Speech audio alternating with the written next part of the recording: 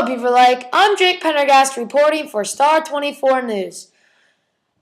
I'm here to tell you today about Chief Seattle, the man our great city Seattle was named after. Chief Seattle was born in 1786 at the campsite of his ancestors. It was on Blake Island. Other than that, there is little information known on his early life before becoming Chief Sealth.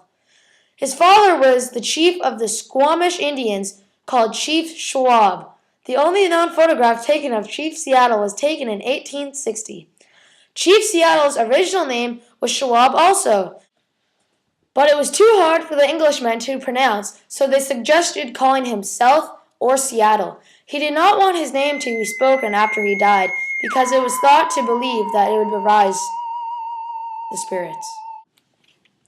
Now here is Rachel with a little more about Seattle himself. Hi, I'm Rachel Flower here to tell you a little bit more on the great chief himself.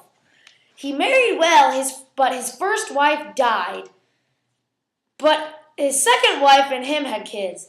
The death of one of his first sons greatly affected him, so he baptized into the Catholic Church. All of his instincts were democratic, so he ruled with kindness and caring. As a young man, he stood out as a military leader and strategist. He was a large Indian standing 6 feet tall. Seattle was considered an important and dangerous man. Now back to you, Jake. Thank you, Rachel, for those interesting facts. Although little is known before he became chief, Seattle claimed that he was 7 years old when Captain George Vancouver landed and began exploring Puget Sound.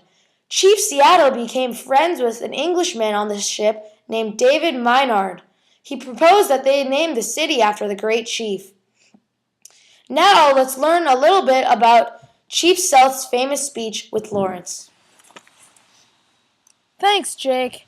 I'm Lawrence Waters here to report on Chief Sealth's famous speech. Chief Sealth gave his now famous speech in December of 1854 during treaty negotiations for the Washington Territories. He was about 67 or 68 years old at the time. Since the chief spoke limited English, he gave his speech in Lushootseed. He refused to give his speech in Chinook. His friend Dr. Smith spent several years visiting Chief Sealth to discuss the content of the speech and its true meaning, which historians are still debating over today. Chief Sealth is and always will be considered the greatest of all Puget Sound Indians. He was a faithful friend of the white men and was considered the peace chief. Now back to you in the studio, Jake. Thanks, Lawrence. Sadly, Seattle died on June 6, 1866, when he was about 80 years old.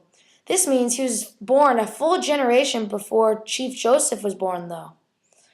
I'm Jake Pendergast signing off. Good night, Beaver Lake.